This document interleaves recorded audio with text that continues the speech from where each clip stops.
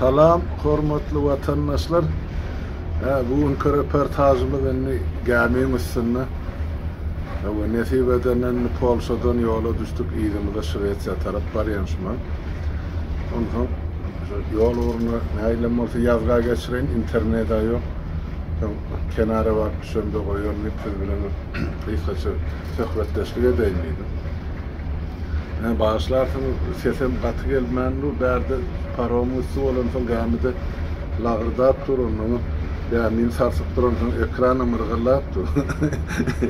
Her tarapy göküpdi. Öyle düşünersiniz. Vatandaşlar, diýjek bolýanlarym Polşada şol 4 günleri bir tapar edaralary barly, adamlar bilen görüşildi. Ýurdun ýagdaýy bilinni. Ondan ortaýda migrantlaryň iş ýagdaýy barada maglumatlar alındy. Başga da bir topar zatdan ozal ýyllar boýy bilinmän ýatan zatlaryň üst açyldy. O barada elbetde düýün geçen gece şol tapara bilen kemine çykyş etmeli edenler ýönemen internet bolmandan ýollaman görüp bilem hatdaýam 20 sagada golay gämemiz-sinde delýän. Diýjek bolýanlarym vatandaşlar bir topar zatdan üst açyldy o taýda. Näme zatlar bolup biler? Ol ýanky Polşa Respublikasyna Türkmenistanyny meselem şu ýanky bir ýylyň dowamyny Türkmenistanyň Polşa jemy işe gelenleriň sany 200 adama ýetene ýöne şolaryň içinde 40 goly adam başpena alypdyr. Siyasi gaçyp atalgy diýip aýtmaýyn, başpena alypdyr. Başpena almak o näme anladyr?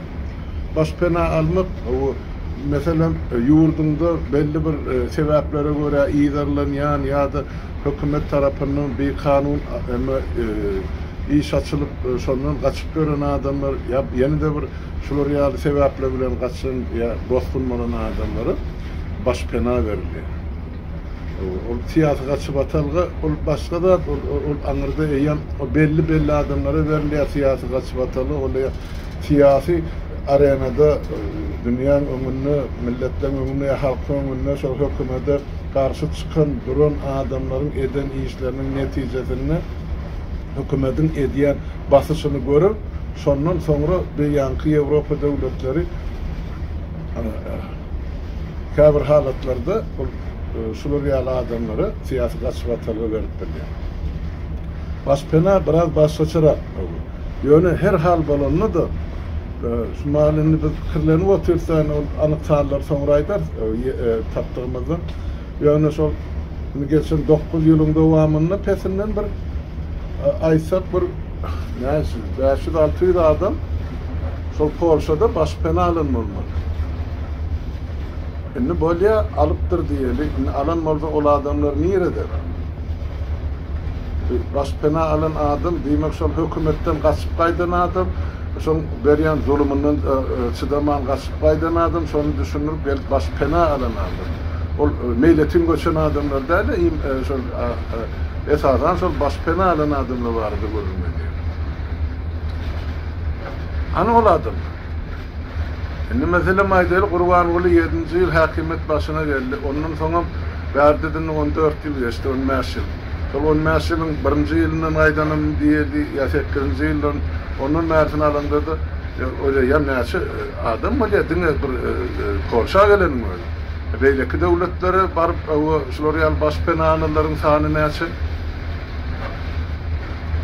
Ben aýtjak bolýanlarym watandaşlar. Indi şol adamlar ýurtdan bir delil getirip özüne biz şol hökümet bilen oňşamlak ýa hökümet bizi ýydarlýar, bize bärde ýaşarlyk ýagdaý, ýaşert ýok diýip gelen adam. Bolýar gelipsiňiz. Hiç size karşılık yok. Yani gelip yaşatmıyorsunuz. Şimdi iyiğinizde vatanınız var, halkınız var, doğan kardeşleriniz var. Hani yerden ses çıkıyor, sizden ses çıkan vatandaşlar. Şimdi Polşa'na öyle.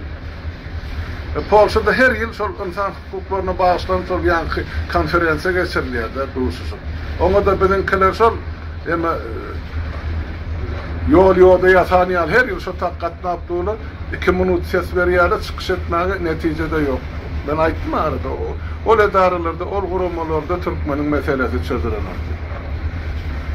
ne şeydi bu adamlar Nişotay'da yaşap ya Polşan ödümler. Ne için siz uyuşup barayınızda şu yerde mesele çözülüyen olsa.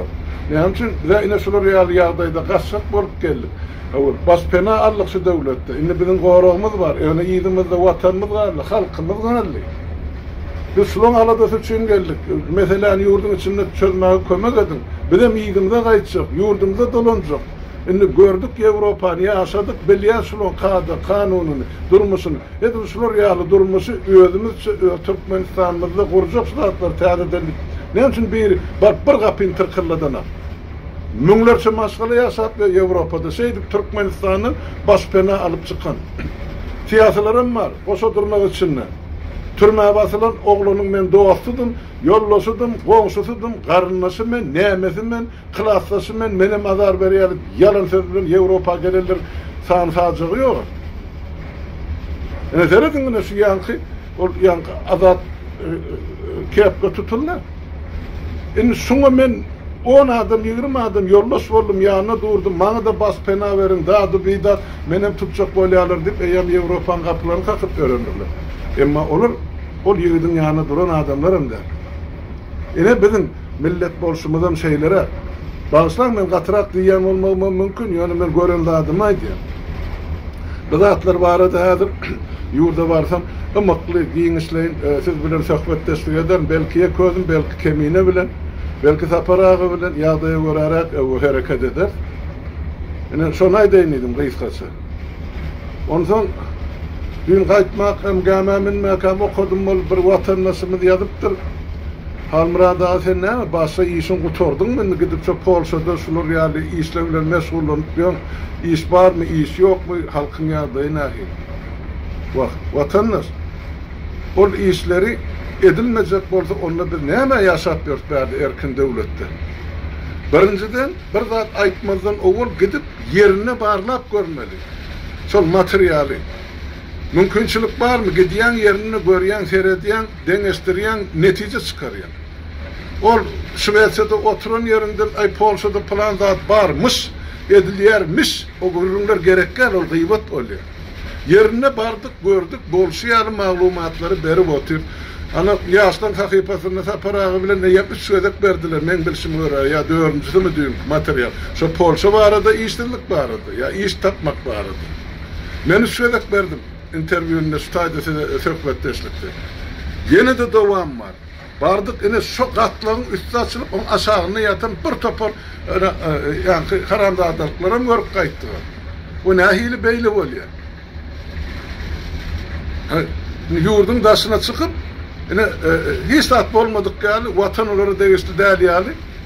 Ben biliyen onun içinde hem meclis hem azar çıkıp kaydan ne? Azar berellerin özleri sotaydı. Halkı gün görkezmen baylık toplar yurdun daşına çıkıp kaydarlarım kendi solun içinde. Ya solun çağaları. Bunun mağadına yeter. Entek mi iki işler bırak. Bu uğurdu. Fikir etmen yani şuraya cinayet ya şuraya haramda adalık basılığına alır. Staydı bir topar sonra görüyor. Hukuk koruyuculara da. Ha? Şu koşa dırnak için ne ki? Ya koşa dırnaktır. Sizden rekomendasyon olmasa, sizden şuları yankı kollu hatip olmasa, o ne edip bir Avrupa'da bunlara orun veriliyor. Yazıp gördü ve özüm hem. Şveçya gelirlerin bir toparına şuları yani, şulara baş pena verin, yurdun içinde yağdayı ağır deyip. Yani bizim yazıp veren adamların hakikatten şu tayda ecir çeken adamlar. Şu ya maşgalasını halas etmek için çıkarlar. Münglap çıkan adam nereden gelip çıktı? Şunu şu hükümetin karşısına giden adam var mı taydı? Demek hukuk koruyucular şuları hat yazıyan olsa muhtuna değerli pul ne diye. Ya da yürüyücü şuları yer koruma döredip yurdun içindeki baylıkları yurdun daşına çıkarıyorlar. Verdi mesela ken vatandaşlar, aydara diğer adam ken. O nahil beyle oluyor. Bütün halka hani ezer çekip yatıyor, ne ezerin bilmem. Bunları meyyem alacağını alıp yurttan çıkıp önüne pülpüllep yaşatmıyorlar. Nerede de alın? Ondan sonra veren vatandaşımaydı ya. şu zatlar gidilmedik bolsa, yerine barlanmadık bolsa, çözülmedik bolsa, siz bilir miydiniz? Yok. Men bilir miydim? Yok. Onu şu işi biri etmeli. Vatanı sen etmeden gidip men etmeli olayan mı? Bana doğru düşünecek var. Men minnetli iş edemek hiç kimedi. Yani anırsına, mağazına yetip bir zatlar aytmalı. Eğer iş edilecek bolsa, şol yurda adamlar sürlük akıdılmalılar o yurttan, bu yurdan. Barcak yurdun bir hali ağdayını öğrenmeli, siyasetini öğrenmeli, ahli iktisadı durumunu öğrenmeli, sosyal ağdayını şartlarını öğrenmeli. O iyiliğin elinden $1000, $3000 pul barın otak iş var. Ne mi var? Görüp kayıttım. Bolyan zatları entekmezde cikmecik yetiren eğer aydılmadık zatlar galanmazsa. Onu zaman galı verse de bağışla.